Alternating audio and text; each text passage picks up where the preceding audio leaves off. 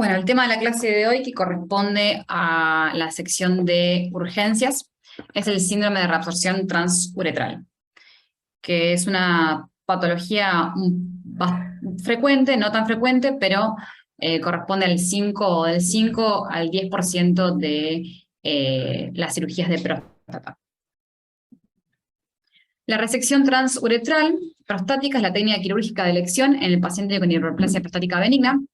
El uso de electrodos monopolares como método de electrocauterización requiere de líquidos de irrigación no conductores hipotónicos para mantener una buena visibilidad de la óptica durante el procedimiento. Hoy en día hay más electrodos que son bipolares, que no pasaría este efecto, pero con los monopolares es donde hay que tener mayor precaución. Estos fluidos no contienen electrolitos, provocando una absorción a la circulación sanguínea, resultando de una hipervolemia e hiponatremia dilucional que conduce a alteraciones neurológicas y o cardiovasculares. Se define como el descenso de la concentración plasmática de sodio por debajo de 125 miliosmol por litro, junto con manifestaciones cardiovasculares y neurológicas. Aunque hay veces que se ha desarrollado este síndrome con concentraciones de plasmáticos de sodio normales, pero tiene clínica, con manifestación cardiovascular y neurológica. Este síndrome aparece en torno al 0,5 a 10% de las RTU.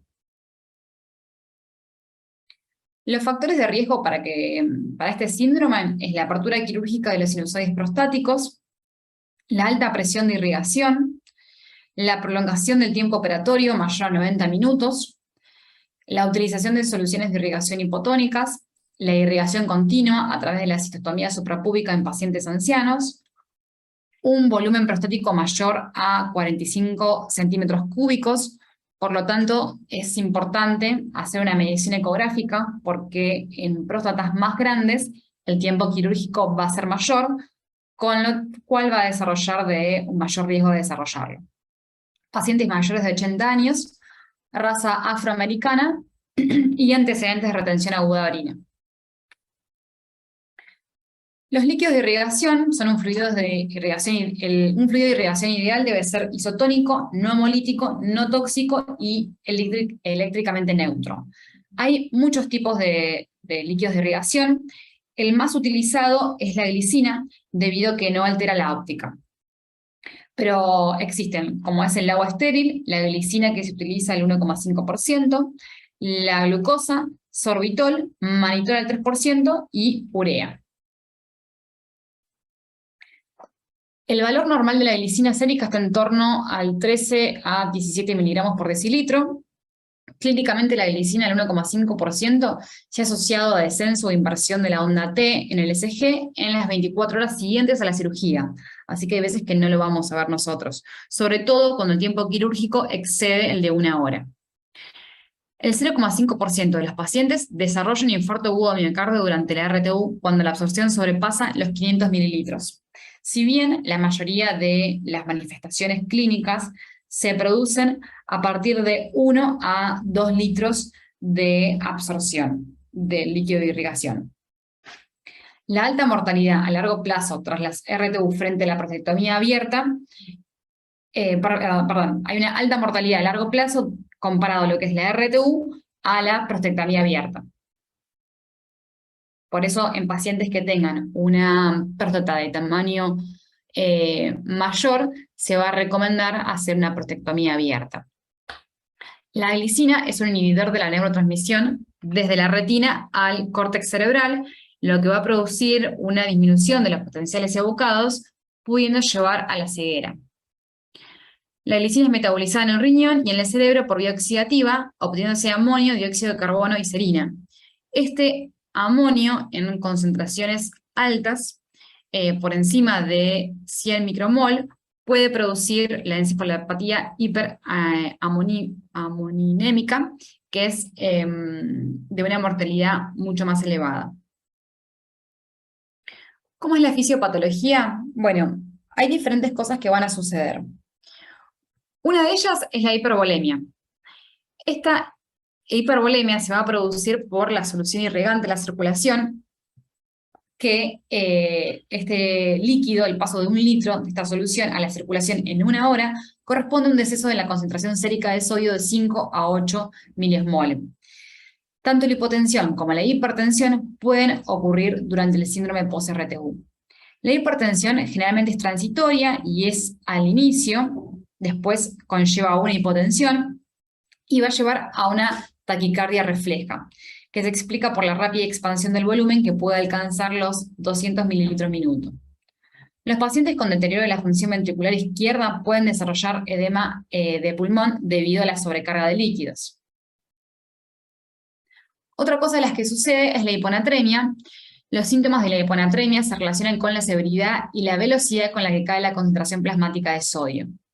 La hiponatremia suele aparecer en forma más pronunciada a las 2-4 horas postquirúrgicas, pero también puede ocurrir hasta 24 horas postquirúrgicas.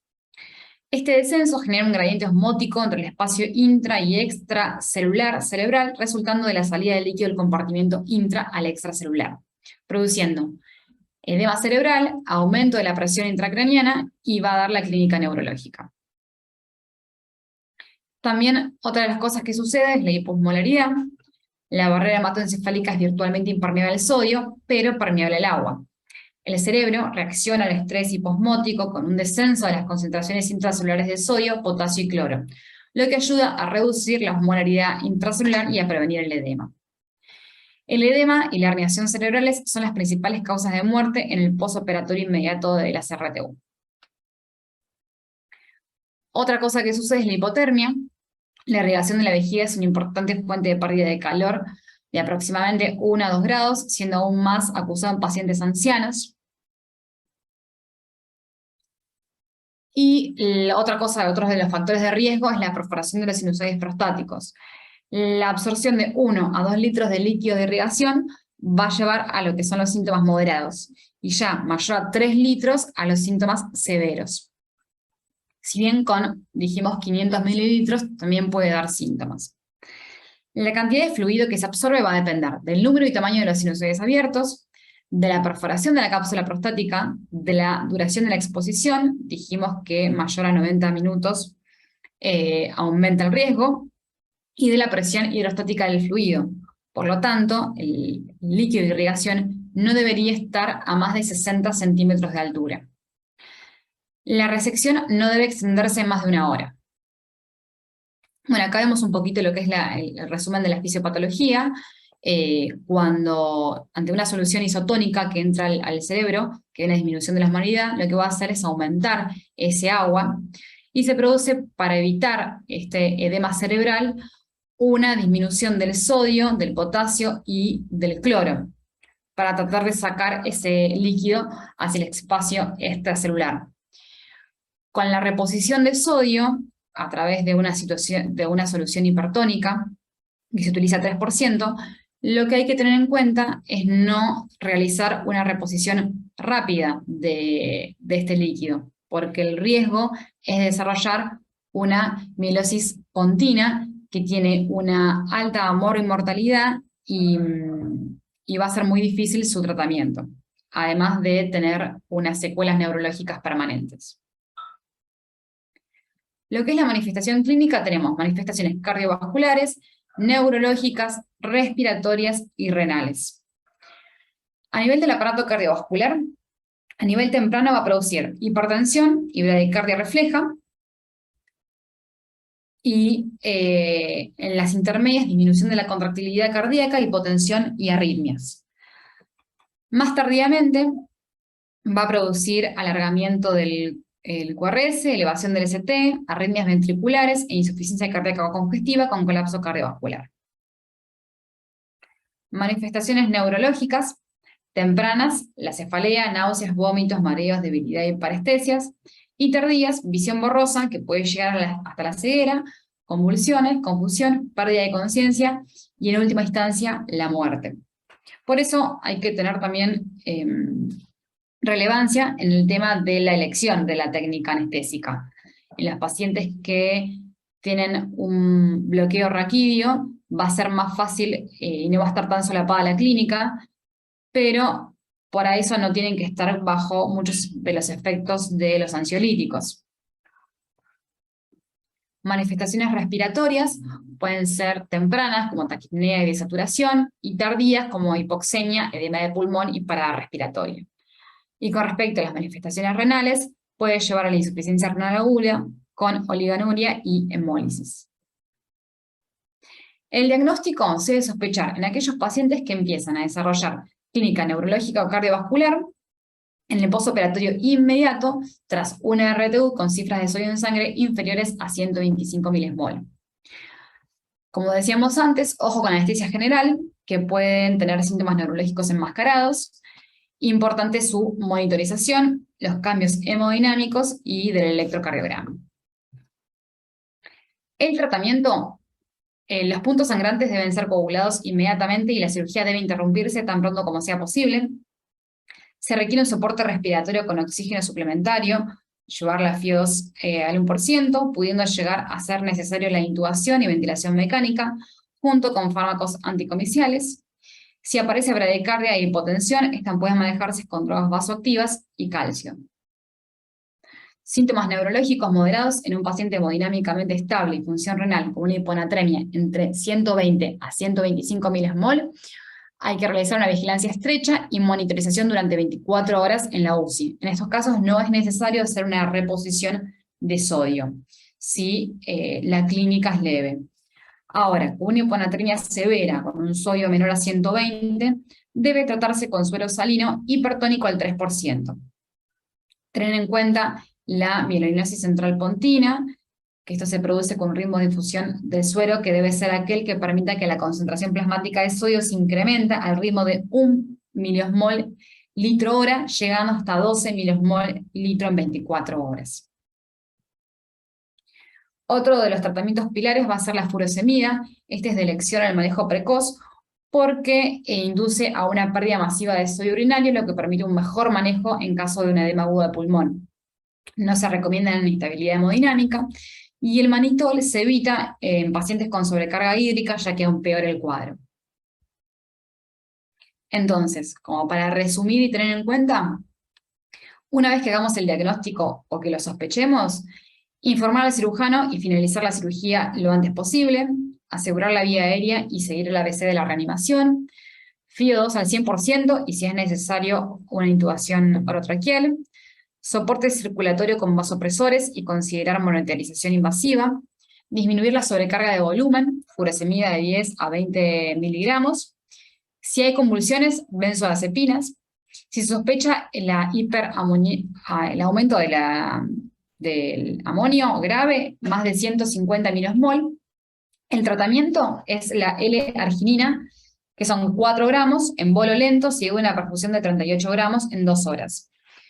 Si el sodio es menor a 120, que dijimos que va a dar un síndrome grave, administrar suero salino hipertónico al 3%, con un máximo de 50 mililitros hora.